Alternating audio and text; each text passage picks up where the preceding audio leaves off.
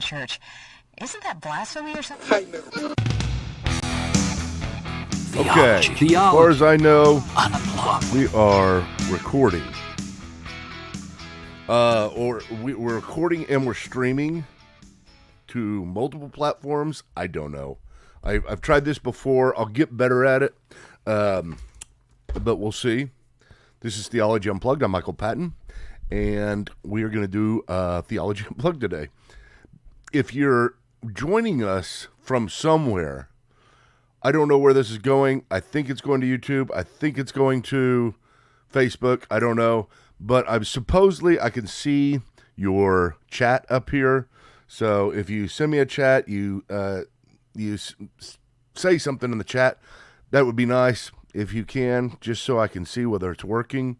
But anyway, we're going to be doing a little bit of different thing today, although we haven't started back up for long enough to say we're doing much different thing. But we're going to be talking about my blog that I wrote just a few days ago, because I think it's important for everybody on Theology Unplugged, if you're coming to us from a Theology Unplugged catcher, not from YouTube or from one of the other sources that I usually don't do it from, Theology Unplugged. We've been doing this since 2006. Some of you guys have been listening since 2006, and you've wondered the question. But first, before I do that, I want to tell everybody that is on YouTube, or however you do it, subscribe and click that button so that you can get a message every time that we go live or that we put a new recording out.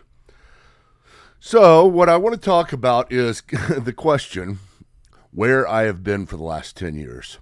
I know a lot of you guys have wondered. It's not that I've been completely absent, but you see me a lot less than you did before, and I produce a lot less new stuff than I used to before. And I think it's important to explain this, and basically what I'm going to do during this podcast is read and comment on my blog I wrote. And the blog you can find at credohouse.org, and it says, where have I been for the last 10 years and why am I back? And I really am back. I do see this. I would not have written this blog unless there's reason to tell that I feel like I have been healed or overcome the problem that I've had. It's a really interesting problem. It's a crazy problem, but let me start with this. Just reading. Why did I virtually disappear from the public for 10 years, and why have I been doing so much lately? That's a good question. I'm going to try to answer it as briefly as possible.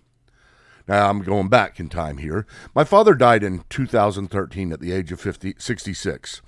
While that was hard on the entire family, it's not really the reason for my absence. I was hooked on hydrocodone, as many of you guys know, for 6 years, oxycodone as well. I advanced later on.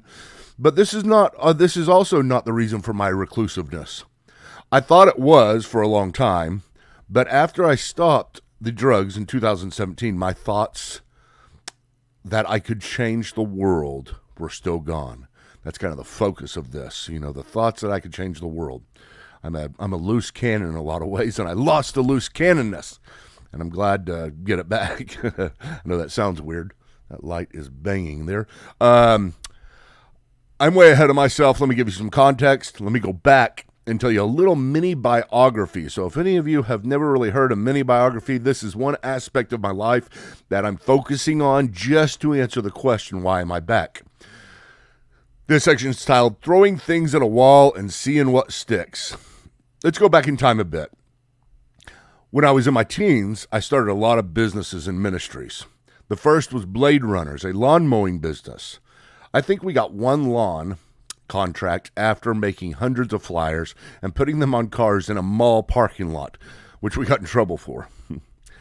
Then there was an attempt to start a service much like DoorDash. Basically, I wanted to have a delivery service that brought anything and everything to your front door that you needed. That didn't get very far beyond the plans in my head. Then I started one called Adopt a Prisoner. I love these names. These are great. This was a service that I would assign people in the church as pen pals to various prisoners. It didn't get too far. The pastor that I was under at the time thought it was probably a dangerous idea, which maybe it was. I don't know. I was just excited because I was talking to some prisoners. Then while I was a fitness trainer for 6 years in the 90s, I started my own fitness certification program called the All Americans Fitness Certification Program. Came complete with training and extensive quiz. I spent a lot of time on this. After I got certified, I thought, let's make one that's more broadly available. It didn't get too far. I think I certified maybe 4 people, but I still have the whole quiz. At this time, I started a fitness company named Shape Fitness. I designed an amazing logo and started working through its distinctives and mission. I wanted it to be a place where we only focus on helping people lose weight. Ironic, as you can see. And I was the lone employee of Shape and managed to convince only one lady to hire me as her personal trainer. I trained her 5 times at $20 an hour. No one else bit. I took my $100 and moved on to the next great idea. When I was 22, I wrote a book called Christian Apologetics for the Postmodern World in 3 months. It was around 150 pages and almost got published, but it was ultimately rejected. Looking back, I'm quite glad that it didn't get published. I was just so excited that I had discovered apologetics and had learned that what I believed all my life was true. I mean, really true. My theology just needed some time to percolate. Not much was sticking on the wall, but I was throwing. Things were about to get better. I went to Dallas Seminary in 1998. While there at Dallas Seminary, I started the DTSE team, evangelism team, where I and a group of people would go downtown Dallas every Friday and share the gospel. We would train them how to share the gospel, and it was a lot of fun. I won the W.E. Hawkins Jr. Award for Christian Service, and I'm proud of that. I started, while at seminary, I started an in-depth training program that was an extension of Dallas Theological Seminary Center for Biblical Studies. It was essentially a program to help young seminary students get their feet wet teaching. I taught Romans and wrote a small commentary, which I still have and still use. I really appreciated this time, for the book for students. And for this, I won the Anna L. Ayer Award for Teaching at Dallas Theological Seminary. This is I'm also proud about. From here, as many of you know, a lot of the story, I wrote and taught the theology program while pastor at Stonebriar Community Church in Frisco, Texas. This is an extensive 6-course program of systematic theology for lay people. Lynn Wilson, my beloved former secretary, who is now passed from cancer, came up with the name. We have had hundreds of thousands of people go through the theology program and start it in their church. At this time, I also began Theology Unplugged. Here we are. And by 2013, Theology Unplugged had 2 million downloads per year. Then I began the Parchment and Pen, although I think I began the Parchment and Pen a little bit before Theology Unplugged in 2005. The Parchment and Pen blog, the first blog I blogged was, Should Christians Play Santa? Which I came down and I said, it's not that big of a deal as long as as long as you're teaching people the distinctives. And anyway, not going to get into that. This is the blog. This blog, Parchment and Pen, is the one you're reading now. If you're reading this at credohouse.org, by 2013, I had over 3 million visitors per year to this blog. Now, I left Stonebriar Community Church in 2016 due to the death of my sister and the aneurysm of my mother and the downfall of my father. I felt I needed to move home to Oklahoma City to take care of them. It was at this point I started Reclaiming the Mind Ministries. This was a ministry of theological development for lay people. I simply was so excited about what I learned at seminary. My purpose was to bring theology to everyone. Once I got home to Oklahoma, I needed a place from which to teach. I did not want to teach out of a church, as I wanted to have a neutral place to serve all churches, teaching in a balanced, ironic, gracious way. So I started the Credo House Coffee Shop. I thought everyone loves gourmet coffee, and so let's make a inviting environment and let the atmosphere itself be a subtle teaching tool. Credo House Coffee exploded in popularity. We were having people from all over the world come check it out, visiting, waiting, wanting to follow our model.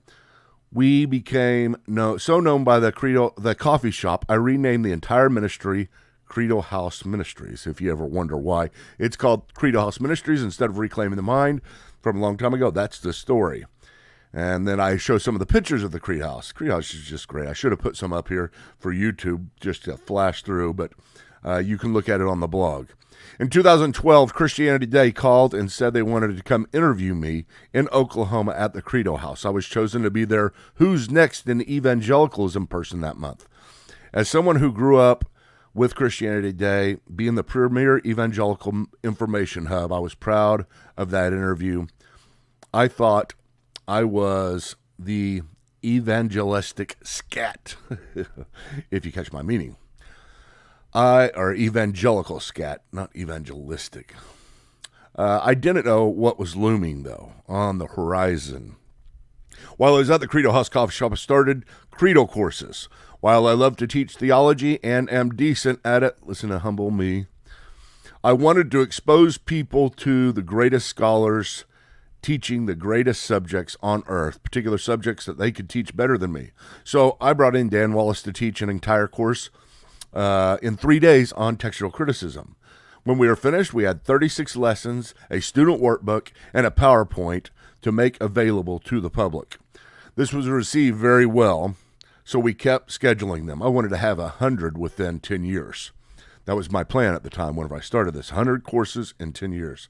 I scheduled Gary Habermas to teach the historicity of the resurrection, Darrell Bock for the historical Jesus, Mark Hitchcock for the book of Revelation, and many, many more. And it was a lot of fun. I also wrote 2 books during this time, Increase My Faith, a book to help doubters, and Now That I'm a Christian, a basic introduction to the Christian faith. I did boot camps, wrote curriculum, and created a 10-part new believers course called the Discipleship Program. Simply put, I was living the dream. Now, up until this point, most of the things I started, maybe 90%, failed. Now, I didn't tell you about a lot of the other things I started. My whole point with this was I'm just that type of person who starts things. This is here, listen to this. The point of everything so far is that I was the type of person who thought he could change the world and didn't let it get me down and wasn't scared to take chances. Now we move to a transition. The loss of my mother and father. From 2010 to 2013, I was helping my father take care of my mother. She could not talk, walk, or really think. And still can't. She had much of her frontal lobe removed after the aneurysm. It left her disabled and with the mentality of a child in many ways. So she is a different mom. None of us wanted to put her in a nursing home, so we all tried our best to take care of her at home, hoping, praying she would recover. And my family ended up moving in with my father in 2011. I was basically a full-time caregiver, as I was the only one strong enough to pick her up and move her and change her. My father spent more and more time at the bar, drinking away the thoughts of the death of his daughter and the essential loss of his wife. I don't know if I mentioned Angie, my sister's suicide. Maybe I did, and it just kind of went past me there. I figure that God had me there to save him by showing him the love of Christ in my service to him and my mom. But it didn't do much good. My father died in 2013 of pneumonia. He refused to go to the hospital. By the time we made him, it was too late. In truth, he wanted to die. He was just not wanting to commit suicide the traditional way. He basically drank himself to death. Okay, this is the turning point. Let's go to the multi-stream. There we go. When my life fell apart. After this, I and my family took over my mother's house and cared for her. I should never have done that. If I could go back in time, I would not have. I mean, you got to understand, though, it was the thing that I thought was best. It was the thing that I thought the Lord put in front of me. Yes, I thought it was the lesser of the greatness in the sense of, what I could do out in the public, but I thought it was the greater in the sense of what I should do with my mother. I tried my best. My back was already bad deadlifting. My mom, who had become over 200 pounds 10 times a day, made me rely on pain pills. Soon I was completely consumed by them. That's really another story, but it's a big part of the story, but not really this story, not the point of this story. About why I'm back, because we're going to get to that. The crazy things are still coming, really crazy. It was at this time that I began to lose all drive and initiative. All that stuff that I was before, I just had no confidence in it. Even I couldn't start things. I didn't want to start things. I was too scared to. And of course, I was too busy being on the drugs and trying to find drugs. I was not starting new projects. I was neglecting old ones. It was uncharacteristic of me. I thought this is what the Lord wanted of me, though. I slept on the couch next to my mom in her room so that I could come to her aid whenever she needed. It was getting hard to sleep in my room with Christy, my wife, anyway. My snoring was getting very loud. I didn't think much of the snoring, but you need to remember that. I snored at this point. This is when I started sleepwalking. Now, here's the bizarre story. Sleepwalk mania. This is when I started sleepwalking. It became a very significant and dangerous issue. I would sleepwalk just about every night and day. One time I woke up on the couch with a vague memory of getting my mother up, putting her in her wheelchair, and taking her out to the car. When I came to, I looked, and my mom was not in her hospital bed beside me, as she usually was. I ran out to the car, and there she was, alone in the passenger seat in 14-degree weather.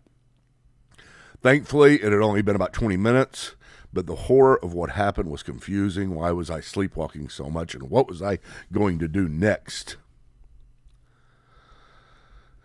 Let's see here. Soon after this, golly, this is such a skip, but soon after this, we put my mom in a nursing home and moved to our own place. The sleepwalking did not stop. I would wake up very often while I was falling down. I, along with my wife and my sisters, was so scared I was going to injure myself. And I'm getting ready to injure myself quite a bit. I mean, it was bizarre. I always knew whenever I was going to sleepwalk, could always tell this weird kind of, I don't know how to describe it, but it was a feeling I had. Not really a tired feeling, but just something in me that I knew I was going to sleepwalk whenever I did.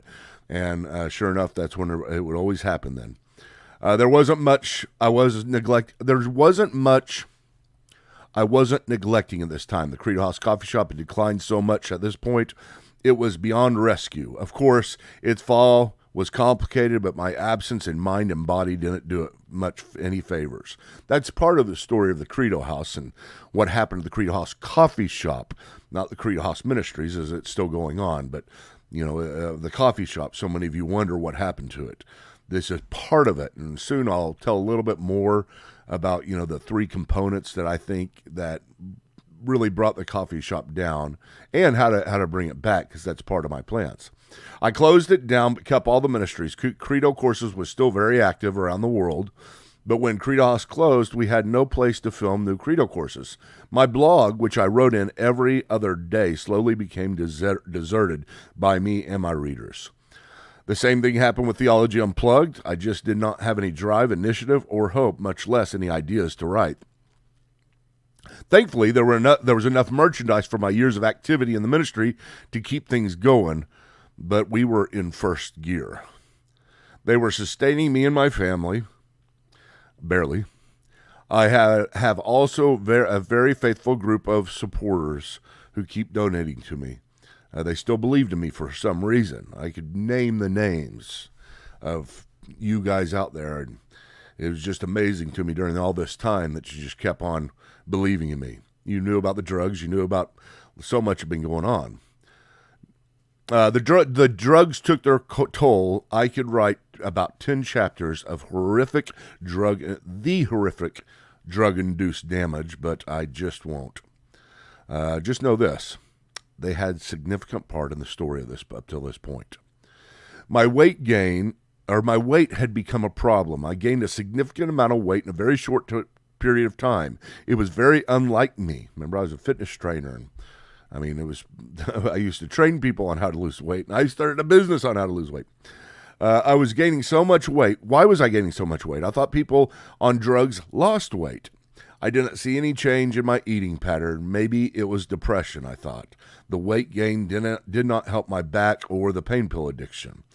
The decline of my looks from where I was, this may sound odd. I don't mean for it to sound odd, but it is very true for me if you listen to it. You could be from anywhere, one point to another. But the decline of my looks from where I was to who I'd became a picture-perfect illustration of what happened over the last 6 years. I began to stay away from just about all public places in fear of people looking at me and saying, "What happened to him?" in their minds. That's true, very true. True even right now. It's hard for me to get on this camera and do this. The only places I would go are where there were people who didn't know me before the quote-unquote fall. Okay, here we go. The calm before the storm. Yeah, this is the calm before the storm. The storm hasn't even happened yet. In 2017, I was able to stop the pain pills. Immediately, the sleepwalking stopped. I got a short boost of confidence and things were looking up.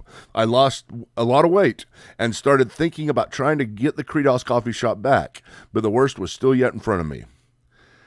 After the shot of nitrous oxide I got from stopping the pain pills, God, and that was the hardest thing I've ever done in my life, by far, I began to head back down. I didn't know why. My initiative was still timid. I was scared to do anything.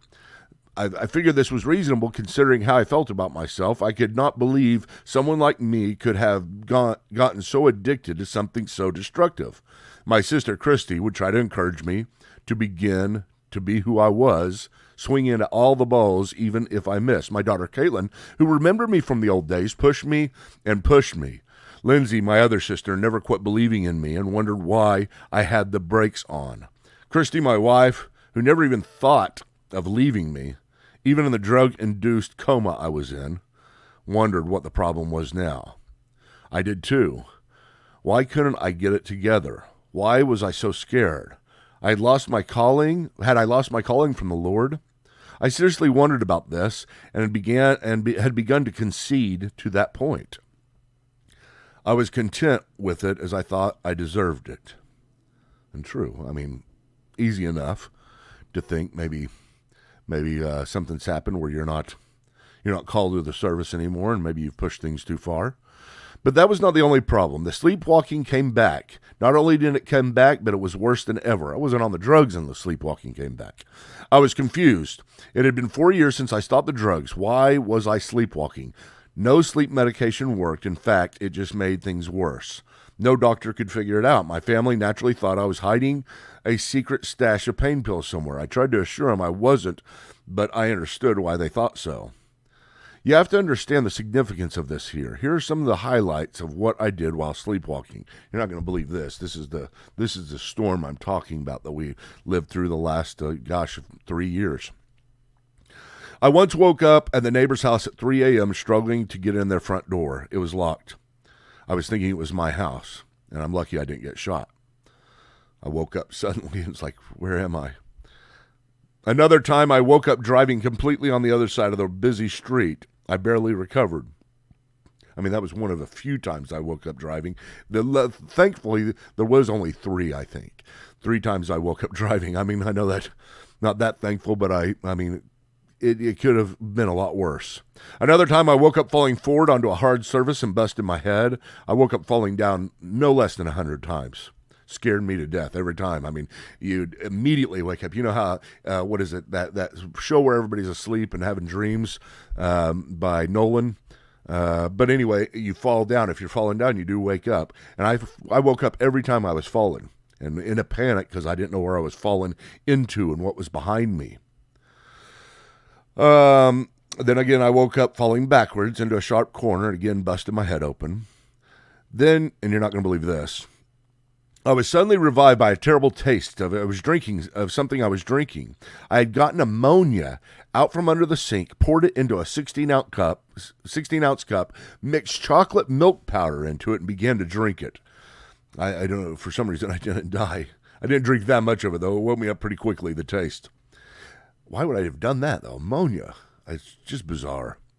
Another time I woke up with my foot broken in 4 places and my ligaments torn. I still have no idea what happened. Looked at all the cameras because I've got camera footage of me sleepwalking a lot because we put Ring cameras up in the living room. But I still don't know how I broke my foot that badly, because it was bad. And miraculously, it's all better without the surgery. I mean, God's really intervened. I'm so thankful there. But it was bad. We had to do a lot of stuff beforehand. And some of you guys helped me out with that. Thank you. Finally, although there are a lot more, I woke up in the kitchen. I'd gotten the toaster out of the cabinet, plugged it in, and got a knife and stuck it in it. My son, who was there, making himself something to eat, said, "What are you doing?"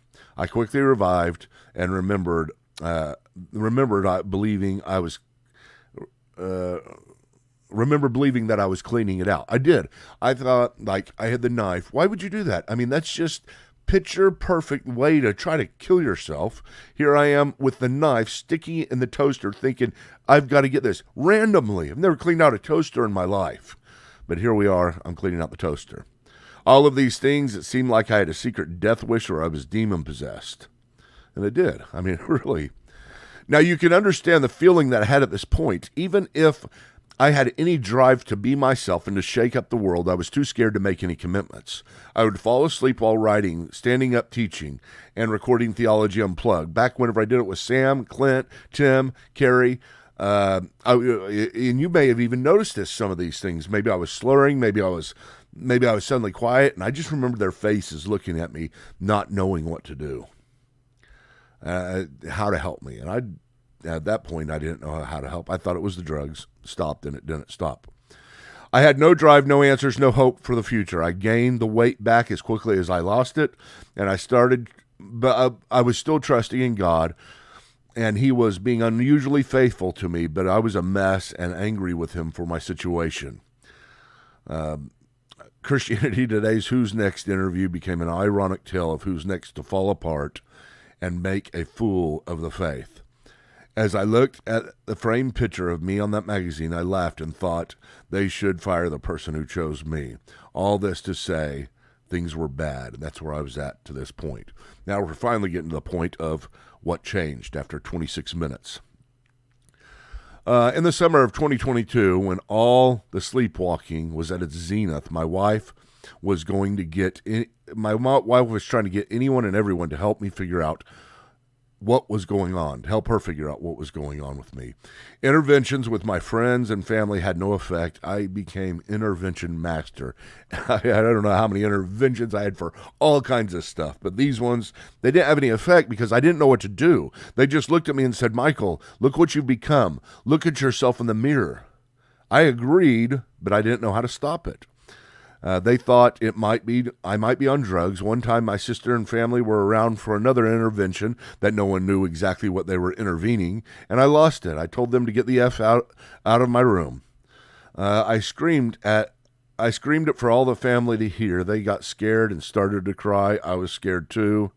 I didn't know what they were asking me to do. I mean, this was last summer. This was the beginning of last summer. I didn't know, didn't they know I wanted to stop just as badly as them? I hated myself. I didn't know how to concede to any intervention as I didn't know what was causing the problems. Now, I skipped the parts about me going to the hospital 17 times, all the bouts of rhabdomyolysis, and being forced to go into the nut house twice. Great stories, I'll tell you sometime. I mean, I don't know if they're great stories. It's just crazy. The nut house, I'm sorry for calling it nut house, psychiatric unit. But for me, it was that's what we say around the family, that I went to the nut house, just as a kind of joke. So maybe I should have put something different, but I'm not very politically correct on some stuff. But once again, in June of 2022, I found myself in a familiar place with 3 paramedics standing above me as they woke me up.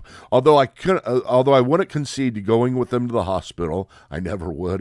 No matter how bad I was, just whenever I was in this state, I never wanted to go. I hate hospitals, and I couldn't pay.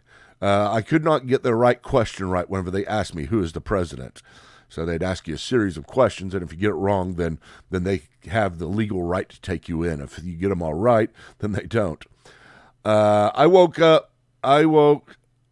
Let's see here. What did it say? My family tells me I said, oh, Biden. I kind of remember doing that. And I was taking, and I thought it was pretty close. I guess I wasn't close enough. I woke up 2 days later as they were taking out a breathing tube. So I was actually on a ventilator. They said I had encephalitis. My brain was dangerously swollen. I almost died.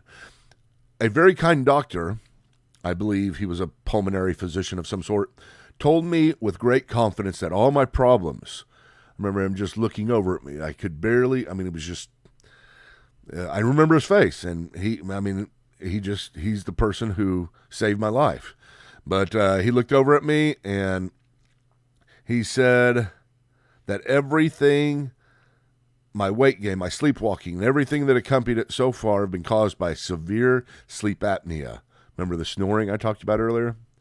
He said that if I started using the CPAP machine, it would all stop. I didn't believe him. You must understand, I had been to the hospital so many times with all the doctors saying different things, and they were all wrong. Nothing had worked. But here he was, given the simplest of solutions. I could not get a CPAP right away as I didn't have the insurance to cover it. As things were, living hand to mouth for so long, and these machines are expensive. However, a few months later, a wonderful person who followed our ministry said that he had an extra one and I could have it. After months after I got home from the hospital, I finally and reluctantly put it together, read the instructions, and put the mask on one night. I had sleptwalked the night before and expected the same thing when I used this machine. And that was the night everything began to change. I did not sleepwalk that night. In fact, here I am 6 months later, and I have slept like a baby every night, only getting up to go to the restroom and being fully aware of it. Not only that, but there has been a definite change in my brain. The oxygen deprivation that it had suffered was reversed, and the cobwebs of hopelessness and fear began to subside. My confidence came back, and I began to think I could change the world again. I literally sleptwalked through life for the last 10 years. I know I gave it a few months before I allowed my newfound confidence to actually give me confidence. I was kind of expecting the problems to come back within a few days, a few months, or a few weeks, but it did not. I have picked up so many balls that I have dropped. After 6 months, here I am. I sit here writing this blog, doing this podcast, and thinking about all the things that I can do to show the world how exciting the Christian faith is. I have been doing YouTube videos. You can find me on YouTube, C. Michael Patton.